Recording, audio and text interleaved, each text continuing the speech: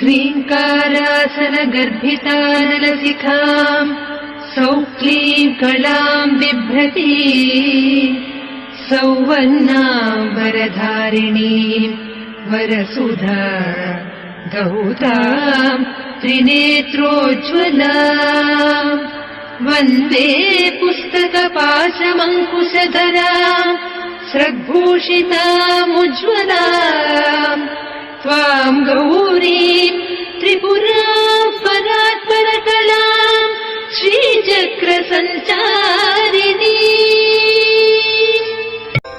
ॐ ऐं ह्रीं श्रीं ऐं क्लीं सौः। ॐ नमस्त्रिपुरसुन्दरी हृदयदेवी शिरोदेवी शिखादेवी कवचदेवी नेत्रदेवी अस्त्रदेवी कामेश्वरी